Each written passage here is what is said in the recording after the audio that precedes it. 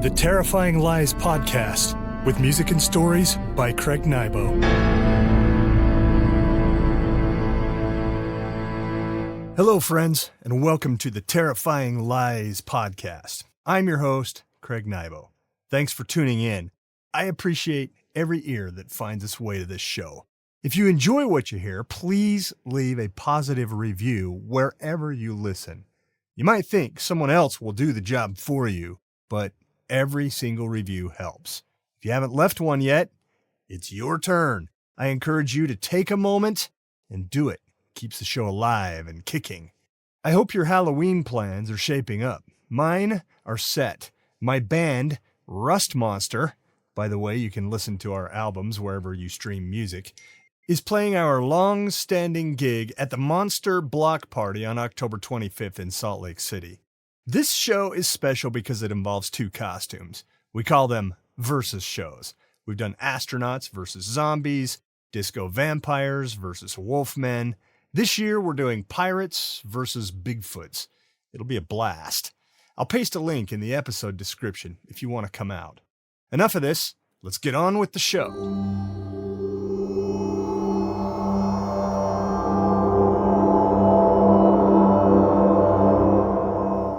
Warning, this is part 2 in a 10-part story. If you haven't listened to part 1, I recommend you go back. Otherwise, you might be confused. Previously in this story, an alien race of humanoid insects called the Ice Beetles, living on planet Hull, have been defeated by their arch enemies, the Voles, with a new weapon called the Sonic Thumper. In a desperate plan to save the race, the leader has ordered his finest to try to find assistance to save the species. Will they be able to go to the stars and find help? Well, you'll have to listen to find out. I now give you Poison Nickels Across the Universe, Part 2 of 10. See you on the other side.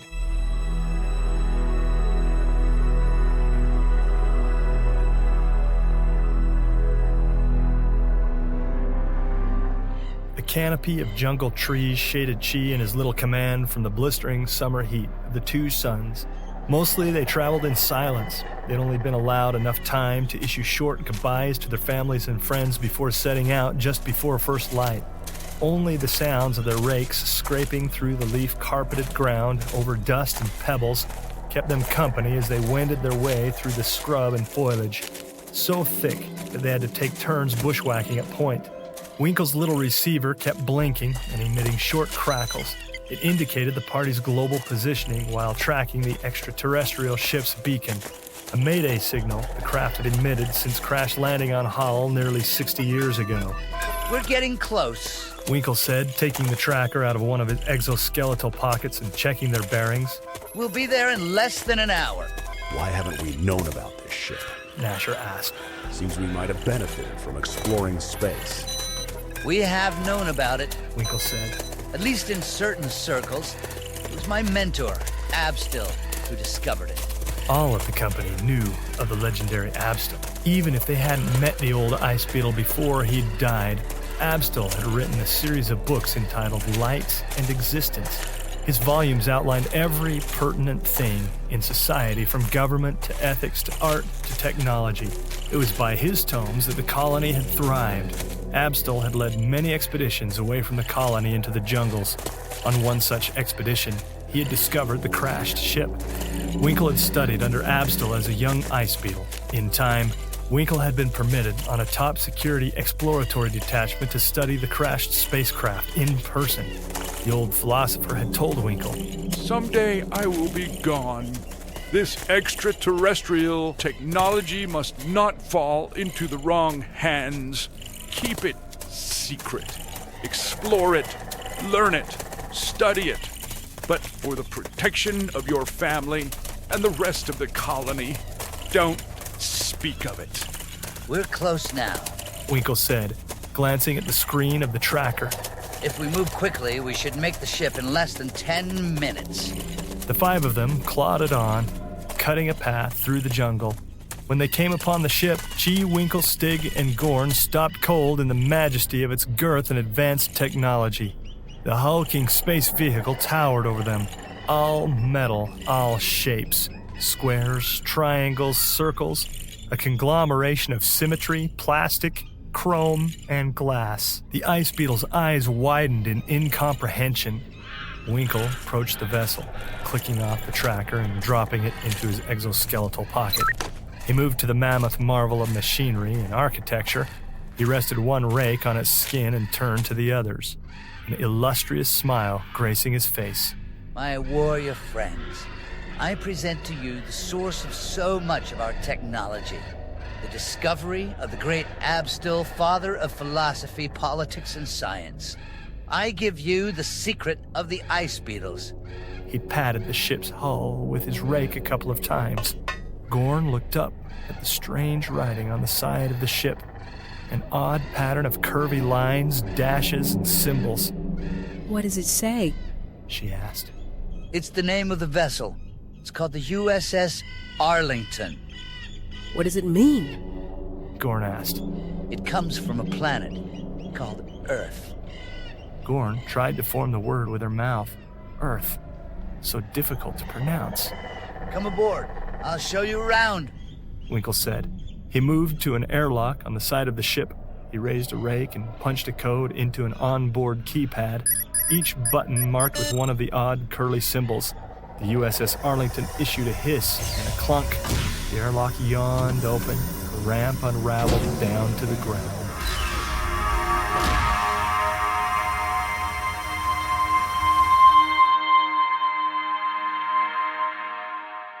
Winkle led a tour of the Earth vessel. They walked a series of long corridors, past perfectly symmetrical entryways, all metal, plastic, and fabricated glass. Chi and the others gawked at the gaudiness of the vessel. The creatures of planet Earth must be rich beyond the grandest dreams of even the most wealthy ice beetle in order to amass the metal it took to create such a magnificent ship. They stopped at the end of a long hallway. A keypad, similar to the one on the outside of the hull, was seated in the wall next to two large sliding doors. Winkle turned to the others. A knowing smirk traced his face. How he had longed to share knowledge of the ship. He had proposed full disclosure to Nishang on a few occasions, only to be denied for the sake of protecting the colony from its own greed for metal. My friends, Winkle said, spreading two of his rakes expressively. Red light fixtures mounted in the ceiling highlighted the edges of his form. I now take you into the heart of the Earth vessel, the USS Arlington. The room in which we are about to enter is like the brain of the vessel. It is also the sum of my life's studies. I've learned their language and their ways. Now I share them with you. Winkle punched a code into the keypad. The door panels clunked and slid into the walls, revealing a room full of buttons, controls, lights, meters, indicators, and any number of other foreign devices. As the Ice Beetles entered the bridge of the USS Arlington, their eyes flicked around, taking in every detail, every nuance, every part of the room's structure and function. Gorn focused on a gigantic bay window at the front of the bridge. She looked out into the jungle. Her world appeared so primitive through the thick glass. A frigg traced its way across the sky, its skin wings dipping and spreading. It glided lazily on the breeze, searching for food in the treetops. Perhaps eggs, perhaps a hatchling on which to dine. As Gorn watched the frigg make its way across the sky, she realized that she was living out the last few moments of her life on Hull. Everything was about to change. She didn't know whether to cry or to embrace the future. What's this? Stig said from the back of the room. He pointed at one of the control stations. A dried-out corpse sat at a panel of buttons. An orange, fine-woven canvas covered the creature. The mummified beast only had 4 major appendages and no rakes. Its head, Stig assumed the jutting orb on top of the creature was its head, dangled at the end of a lanky sleeve of flesh, completely open to predator attack. That is the remains of an Earth creature, Winkle said. Don't be disturbed by it. There are many of them on board. They're harmless. Stig reached out with one of his rakes and poked the corpse's head. It lulled to the side, and its mouth fell open. Inferior biomechanical makeup, Stig said. Creeps me out, Said Gorn. I don't like it. I want them off the ship. Chi said. Winkle turned to Chi. And why is that? I find them interesting. Death, in any form, dampens our spiritual connection with Tyke, the god of ice. Chi turned to Stig and Nasher. Search for a suitable place to bury them. When you find a dignified spot, Gorn and I will be along to help. Can't we just dump them in the jungle? Nasher said. They're creatures of Tyke, the god of ice, just like us. They deserve our respect. We will bury them. We'll need to access the rest of the ship. Nasher said. To find them and take them to the jungle. I will spend the rest of the afternoon training you on how to get around and function in the vessel. It is powered by a long-term decaying energy source. If we are to try and get the ship off the ground, I'm going to need days of uninterrupted research. You will have it, Chi said. Very good. Now let's continue the grand tour. Winkle said. Winkle directed the small company around the ship, demonstrating how the hydraulic airlocks worked. Disclosing codes he had cracked to get into more secure areas. He showed them the med unit, a room with beds and equipment created for the biology of Earth creatures. He showed them an entertainment room fitted with chairs not suitable for ice beetle anatomy. An enormous screen hung on the front of the room. Winkle remarked that if he could gain access to the entertainment database, this room might aid them in understanding some of the customs of Earth creatures. He led them to the cafeteria, still pristine, washed with antiseptics, swept and kept immaculate. Not even the expected microlayer of dust speckled the long, white tables. Nasher wondered what Earth food tasted like as he looked at the long tables. Were they meat eaters? Worse yet, were Earth creatures insect eaters? He shuddered at the thought. After giving the others an understanding of the ship's layout and a rudimentary knowledge of how the engines functioned, Winkle left them to their orders and went to the bridge to access the ship's power source and to see if there was even a slight chance he might be able to get the vessel out of Hull's atmosphere. In theory, he knew how to navigate the vessel, but all too often, a large gap existed between theory and reality.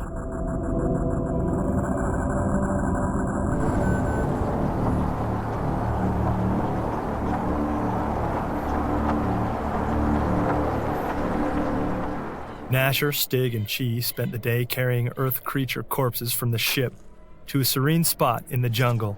They used tools they had found on the vessel to dig holes and place the mummies into the ground.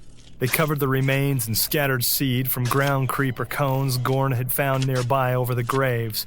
Within weeks, the makeshift cemetery would disappear into the jungle. As Chi stood over the graves, looking down at the disturbed earth, he thought of his family back home, of his friends, of war and peace, of struggles and victories. Burying the alien dead in a way brought a sense of closure to his life as he had known it. The Earth ship, not far from the burial site, hummed to life. Smoke rose from the jungle. Chi worried that the cloud would draw predators. To the ship, he ordered. The 3 Ice Beetles wound their way through the undergrowth toward the vessel. When they reached the clearing, they gawked up the USS Arlington. A host of lights festooned its outer hull, placed in symmetrical patterns round the ship's skin. The lights undulated in different colors, in a pattern mesmerizing, almost hypnotic. She admired the Earth creatures for their innovation. The Ice Beetles had made tremendous technological strides, but they hadn't even approached the likes of the magnificent ship. Something snapped in the jungle. Chi wheeled around just in time to see a flash of brown fur as a creature dashed into concealment. Without saying a word, he took chase, moving quickly over the uneven ground, using all 8 of his rakes to compensate for the precarious rubble. He darted to where he had seen the creature perched on a fallen log. He stood up tall and looked through the trees and vines. Whatever had been there had fled quickly and stealthily. This is disconcerting, Nasher said from behind Chi. What is it? Chi asked. Nasher reached out with one rake and touched the fallen tree on which his commander stood. The creature had left a handful of tracks in the soft moss. Voles. Chi took the compod out of his exoskeletal pouch and raised Winkle, who had sequestered himself to the bridge. How close are we to launching? Chi asked. Winkle's voice came through the compod, perturbed. We'd be further along without the infernal interruptions. We have confirmed the presence of Voles in the vicinity, Chi said. The line went dead for a moment. Chi's compod hissed its icy drawl. Chi raised it to his mouth again. Not to mention that every predator in the region will be soon upon us. You can't put out a smoke signal without expecting visitors. You'd better come to the bridge. Winkle said and clicked out of communication. Something in the jungle took off, running from one point of concealment to another. Chi tried to spot the creature, but it moved too quickly. I'm gonna find Gorn and get her on board. Chi said to Nasher. I need you and Stig to keep watch out here. If any Voles have made it on that ship, they'll multiply and will be overrun within days. Chances are good they are on board. Nasher said. If we wait here too much longer, we're gonna have a fight on our hands that we can't win. If there are Voles on board, we'll deal with them in space. Nasher looked into the jungle, scanning for movement, listening for rustling. Undoubtedly, predators had been gathering since they had arrived at the USS Arlington. And if there was one Vole, there would be many more.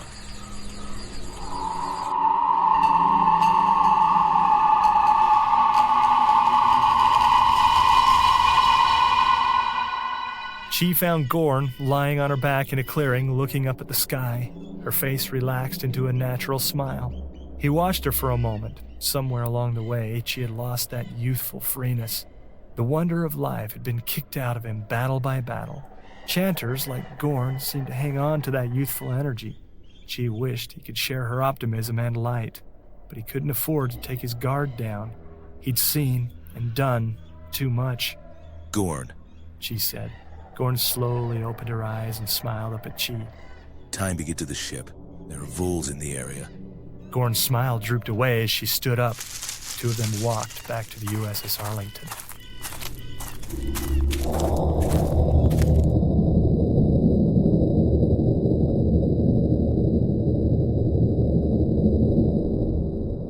Minutes after Chi and the others entered the ship, the Voles attacked. They'd been waiting in the trees, under the rocks, amidst the brambles, just out of sight, watching the Ice Beetles prep the ship, bury the corpses, and prepare to leave Hull. Once the Ice Beetles had discovered their presence, hiding became pointless to the Voles. They came out of the jungle in scores, scrambling over each other, writhing like an undulating carpet of fur, all teeth and claws, all rage, all hunger. Voles poured from every direction into the clearing where the USS Arlington sat. Chi wondered how they had managed to stay out of sight. It's like a tsunami. Gorn said, swallowing hard as she watched the deluge of rodents. Can they get in? Stig asked. We'll find out, won't we? Winkle said as he worked the controls of the ship. The vessel shifted as he pulled levers and pushed buttons. Something clunked down below and the ship cantilevered over. The USS Arlington crunched down on its side, sending the little Ice Beetle crew bashing against the wall. What happened? Nasher asked, clearing his head by shaking it and rubbing the place that had smashed into a console. Yellow hemolymph ran from a microcut above his eye. Landing gear retraction. Voles crawled over the Earth ship, canvassing its metal skin as they made their way up onto its girth. They stopped at every fissure, opening, and seemed to bite and scratch until their mouths and claws were dotted with blood. They clumped and packed so tightly in their desperation to get into the ship that some of them smothered in the crush, dying right there in the jam of their own kind. The dead were simply pried free and plopped to the jungle floor. From inside the bridge, the Ice Beetles watched a wash of Voles cover the window, blocking out any view of the jungle. They skittered and clicked against the glass, nipping and clawing. The Voles could see the Ice Beetles inside the cabin, and they wanted in. Their black eyes, full of vengeance, peered with disdain and heat at their natural enemy. Get us out of here. Chi ordered. I'm trying. Winkle said. He worked the buttons and levers on the console. Voles always attacked in masses, but Chi and the others had never been so hopelessly outnumbered. It was 1,000 to 1, and if the Voles gained entry into the Earth vessel, it would take them only seconds to tear the Ice Beetles to pieces. Ground stabilizers. Winkle said, and pushed a button. A complicated set of appendages extended from the sides of the ship. They touched down on the ground and went to work, using an internal gyro system to right the ship. Inch by inch, foot by foot, the hydraulic extensions pushed the ship back to launching position. The Ice Beetles reacted to the jostling by moving around the cabin, shifting with gravity until the ship settled. Once the ship sat upright, the appendages retracted into the hull. Engaging launch sequence. Winkle said, pumping an apparatus, then pushing a series of buttons. Steam emitted from the bottom of the ship and spread out in a wash, filling the clearing, dusting hundreds of Voles from the skirts of the craft. A series of symbols appeared on a wall-mounted screen. A countdown in the Earth language, a strange voice sounding like the moan of wind through a hollow tree, chanted off short words in a foreign tongue. Each time a new symbol appeared on the screen. Engines are priming. Winkle said, translating from a monitor mounted into the table in front of him. How long? She asked. The systems need to stir the fuel reserves and clear the engines with an automatic cleaning system. It'll take 2 minutes. Nasher winced and began pacing around the bridge, clicking his rakes. He kept looking up at the window, at the bellies of thousands of Voles as they crawled over each other for a chance to get at the Ice Beetles. He hated all this standing by. He wished he could be outside with his unit, tearing Voles apart. Once they were off whole, the foul creatures would turn their vengeance against the colony, and there was nothing he could do about it. An alarm chirped off a series of shrill blats. Everyone looked at each other. It's the fuel reserves. Winkle said, putting one rake to his cheek. We are nearly out of power for exit thrusters. What does that mean? She asked, remaining calm. We need enough thruster fuel to get us into space. Then the system switches over to energy-efficient zero-gravity pulse power. Are we gonna make it? She asked. We might be able to punch out of the atmosphere, but if our thruster reserves collapse, we will most likely burn up. What do you advise? She asked. Winkle settled one rake on a large button. He put the other on a steering grip, festooned with lights and switches. The tanks are stirred. The system is clear. I have my hands on the controls to lift us off. But the call is yours. I can guarantee one thing. Once we launch, our thruster fuel sources will be depleted. There'll be no coming back. Chi looked up the writhing mass of Voles outside the bridge's window. It took a moment to explore the expressions of his unit. They looked at him for a decision. He knew that whatever call he made, they wouldn't criticize or second-guess him. They would merely follow orders. He closed his eyes for a moment, offered a silent prayer to Taich, the god of ice. He asked for spiritual enlightenment. He asked for the rakes of Taich to carry them from pole up into the bosom of space. He opened his eyes. Everyone waited for him to speak. Do it. Chi said. There was a collective exhale. Winkle nodded once. Initiating launch in 5, 4, 3, 2, 1. He pushed the large button and wrangled the steering grip. The ship quaked as fire came from the aft engines. Nasher smiled as he imagined hundreds of Voles roasting in the blast. The ship rose from the jungle bed and moved up into the sky. Fine purchase. Chi shouted over the rumble of the thrusters. The little company of Ice Beetles ratcheted down seatbelts as the USS Arlington traced its way upward. Most of the Voles who clung to the outside of the ship whisked away to be cooked in the afterburn. Nasher chuckled as he watched their bodies peel off, one by one. Thousands had clung to the hull of the ship. Thousands would be destroyed. In a way, merely launching was like winning a battle against them. We must reach an escape velocity of at least 17,000 miles per hour Winkle shouted. before our fuel exhausts. He looked up at a fuel indicator buried into a panel of readouts, blips, and lights. The fuel gauge dropped second by second as copious amounts of liquid oxygen burned away. Winkle compared the fuel readout with the altitude. They were nearing 50,000 feet, a point where it would be more difficult for combustive thrust to be effective. He checked the speed. An indicator showed that they neared escape velocity. According to the instruments, we will reach escape velocity in 5, 4, 3, 2, 1. The speed indicator indicated that they had hit 17,000 miles per hour. Everyone huddled against the G's of their accelerated ascent. The ship reached 50,000 feet, then 60,000 feet, then blasted through the troposphere into the stratosphere, from the stratosphere to the mesosphere. The ship's speed seemed to slow, and the G's let up. The small company of Ice Beetles looked through the window into space. As the Earth vessel departed the ultraviolet fever, the mesosphere, and entered the airless heat of the thermosphere. Say goodbye to Hull. Winkle said. They would never return without help. Of that, Winkle felt certain. But for Winkle, the adventures ahead trumped life in the colony. The ship seemed to slow to a crawl as it cut its way to the exosphere, the outermost layer of the atmosphere. By all accounts, they were in space.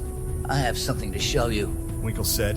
He pushed a few buttons. The viewing screen went to milky color for a moment as it switched from transparent mode to monitor mode. Planet Hull appeared on the glass, green, and getting smaller by the second. Everyone on board mourned as they watched the orb move away. Life, with a small company of Ice Beetles, would never be the same.